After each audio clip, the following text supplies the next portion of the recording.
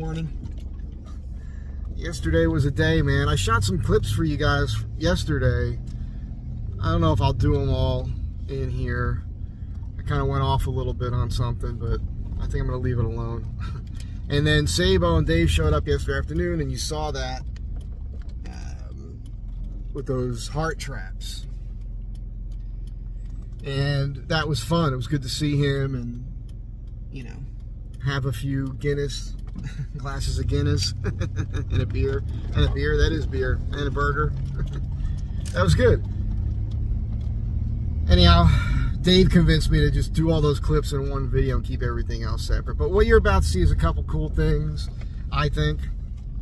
And again, just keep it up. But one of the things is I think every YouTuber believes, and they would be correct, that their subscribers are the best humans out there.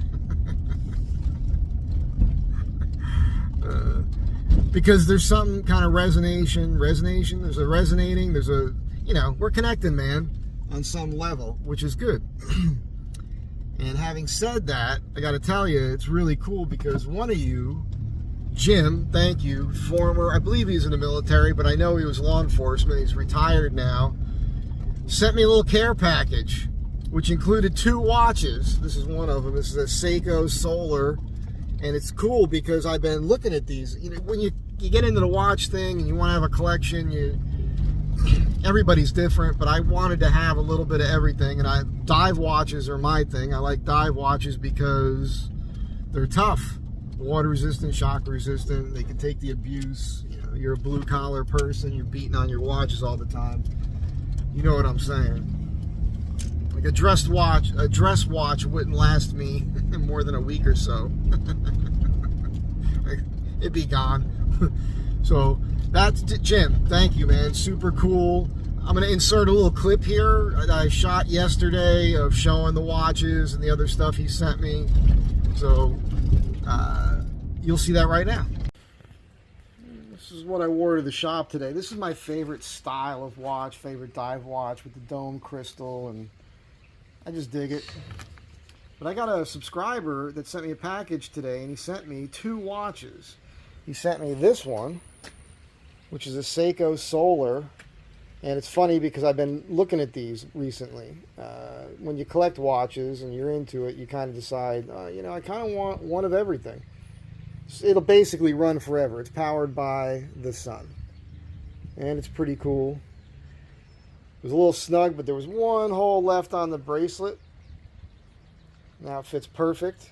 He also sent this, which I've never heard of this company before. It's on the it's Ratio. It's a 1,000-meter diver. Because it's a 1,000-meter diver, I'm assuming that this here has something to do with the helium escape. I unlocked it. I thought maybe it locked the bezel, which would have been neat, but it doesn't. The lume on it is phenomenal. Very nice watch in almost unworn condition, it looks like to me. Really cool challenge coin.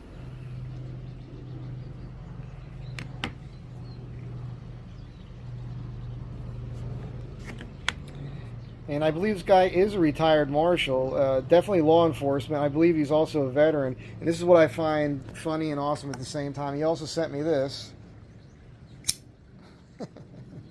He's like, it's illegal in California, so be careful. And I'm thinking, well,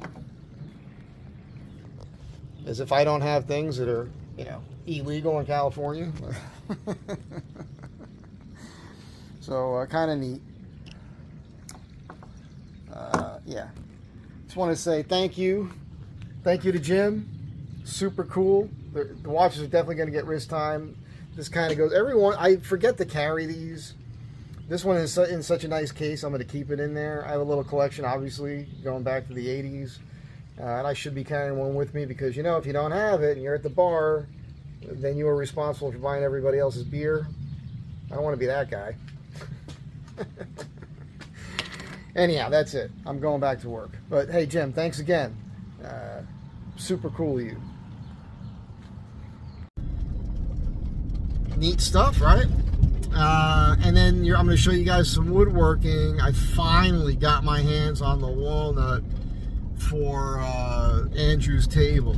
It's been a long time coming, and it's funny not funny, all of the boards for the top, for the feel of the top and the perimeter frame I'll be doing, they all moved. They all warped pretty well, which is a good thing, actually. The fact that there was a pause in that work because it allowed that wood to move. So yesterday I face joined everything again, and I ran through the planer. Typically you should face join and wait till the next day. So this morning I'm gonna eyeball them, probably face join them again and run them through the planer. But I'm hoping I can get them to the point where they're done and they're all the exact, obviously that's the purpose of doing what I'm doing, that they'll all be the exact same dimension. And when I glue them together, it'll be perfect and it won't move anymore. I mentioned that in the clip, which you're gonna see right now. So I just broke these boards out after them sitting here for quite some time, and you might be able to tell this one has a bow to it now. They all do a little bit in some respects. So it's actually a good thing that I let this stuff sit as long as I did. Keep in mind, I lost 3 weeks, right? Because all the rain, and I've been busy with other stuff. When you mill, it's nice to get them to a preliminary spot and then let them sit so they can move. Now I'm going to mill them some more. By the time I'm done, they shouldn't move anymore. And that's the best time, right, to do your glue up and everything. Now you know your table will remain stable. All right, so I've done 3 passes on this one board, but I just want to show you where you don't see the pencil line. That's material that was just removed. So you can see the center of this is hollowed out at this point where you see the pencil lines. So this board was, it actually was doing this and it's doing this. What's interesting is that this cup in it almost doesn't make sense because of the direction of the grain here. It should be cupping the other way if it's going to cup at all. So it's one of those things. You mill your lumber and then you need to let it sit. And the longer you let it sit, the better. And you come back to it and you discover this. And so you remove it in small increments. Now, I was at 1 3/8 inches. I'm hoping that when I'm done, I can still keep it at like 1 1/4 inches. As long as I'm 1 inch or more, I'm golden on the top. But I wanted it to be, you know, substantial. It'll be fine. Everything's going to be great. It's going to work out for the best. But something to be aware of. I'm showing it to you. When I milled this weeks ago, whenever that was, last month, it was perfect. Dead flat like glass. Perfect. So when people buy tables sometimes and they're wonky, well, they're wonky because they didn't slow down the milling process.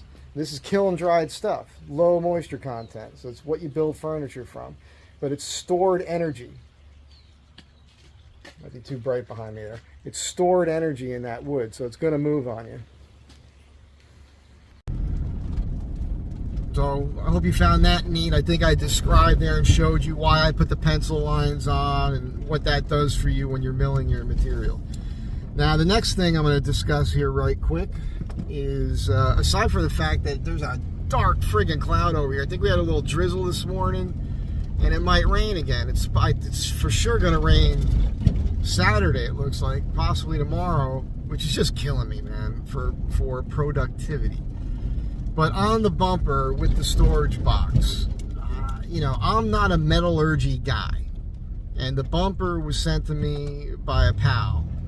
And that's why I put the time into making it work, right? It's funny, because the time I put into trying to make that thing work, like my time is worth X amount, which would have been enough to just have a custom bumper made. That would have just fit. But I don't have the money, right? Which is another thing I didn't want to really touch on, but I will briefly, I hope. When I say briefly, you know, that's like another 25 friggin' minutes. So, which is this, like people will say things only cost so much. Like for instance, like a solar system in your van, right? They'll tell you, well, it's a lot cheaper to buy all those parts and then, you know, build your own system in the van, which means you have to have a dedicated area. And then you have to get yourself a, you know, good battery or batteries, and your chargers and your converters and all this stuff. You got to do all that one. What is your time worth? How long is it going to take? How much time are you going to put into just investigating and researching how to do it on top of the materials?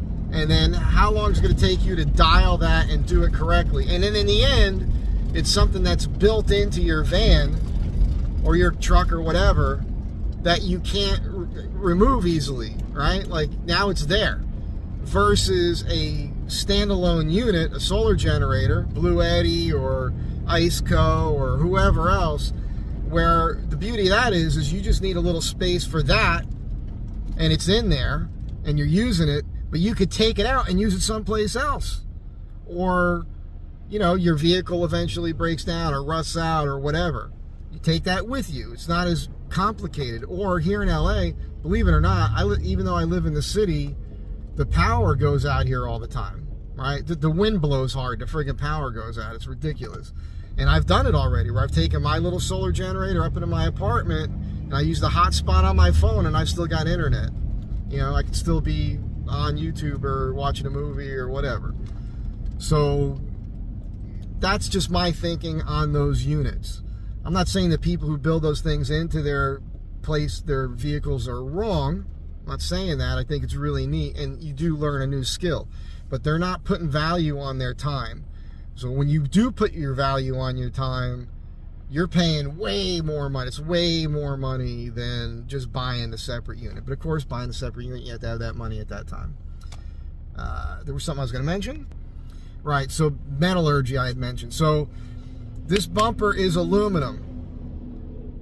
I don't know enough about it. It's highly robust. It's from a reputable company called Aluminess.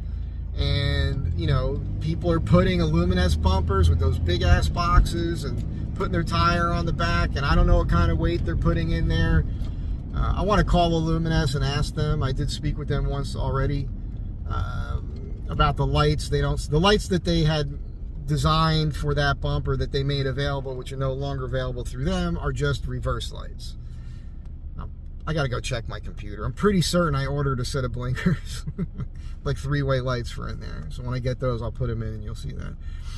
But I want to ask them what they think their weight limit is. However, after all the input from you guys and talking to some more people about it, I'm nervous about it. I'm not so nervous about it here on the highway and in the city, but off-road, because I understand that's the vibration of being off-road that could cause that to stress crack if there's a lot of weight. So my thinking is two-part. One is, what I'll do is before I go off-road, I'll take the heaviest thing that I might have in there would be the toolkit. I'll take it and I'll throw it in the van, because that'll take 60, 70 pounds out of the box right off the bat, which is awesome. And, you know, and then if I camp someplace and I want the room in the van, I'll just go ahead and put it back in the box. No big deal. If it rains or whatever, it's safe. Your ass is hanging out in the middle of the road. You're fucking stupid. Your ass is hanging out in the road.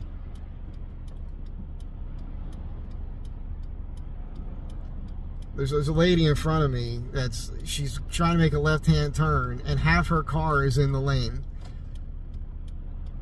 Idiot people. When you're making, if there's a turn lane and you got to make a left-hand turn, you better be straight and not be blocking the oncoming traffic behind you. Idiot. Be nice to everybody. Be the best version of yourself. This is why I have a little crucifix hanging here from the window. That wasn't nice, Mike. Look, you can be a nice person and call out stupid crap when you see it. I think you're being nice, waking people, snapping people the hell out of it. Okay, so let's say there's a failure with this bumper. Let's say it cracks and I realize it was a bad idea. Well, I talked to Dave about it yesterday, and he's of the same mindset, which is, well, we'll just make one out of steel. Because now we have it done. So basically, the really neat thing is, this is it's a template, right? We get all the measurements off of it, cut all the parts out of steel, and there's no, like, one of the things about making something custom is if you don't have the thing in front of you already, you've got to come up with it, right? Which that's the back and forth and time-consuming thing, and the R&D built into things that add so much time and all that. We already have it. So if this thing starts cracking on us and becoming a real issue, just template it out, all those parts, make it out of like 3/16 inch steel, do even a better system on the tubing and everything, and we'll just do that. And the only bummer is going to be, which is only if you think about it that way, is going to be reflecting on, you know, the 9 to 10, it's been 9 days already. I still have to figure out the tire. And Dave picked me up an 8 inch or 8.5 inch aluminum by 1/2 inch disc that I can mount the tire to. And today at lunchtime, I'm going to try to source the right size drill bit for the lug studs, because I got to press those in, but it's got to be really pretty exact with the hole that you drill. And once I get that done, then I can mount the tire there. So, by the way, when the tire's mounted underneath the van, the idea is going to be remove the contraption, I've mentioned this already, that holds the spare tire up underneath the van. There's 2 frame rails in the van that run in this direction, and I guess it's spot welded in place or something. There's another name for it. It's probably more correct, but I'm going to have to cut that off, grind it off, a little primer or something on there, and then I got a big area where a 5-gallon jerry can actually fits in there. Interesting story. There's a guy that did the history of the jerry can. I don't remember his site. He's really good. I think he's Scottish or Irish or something. He's out there in some little town in the middle of nowhere up there on one of those little islands.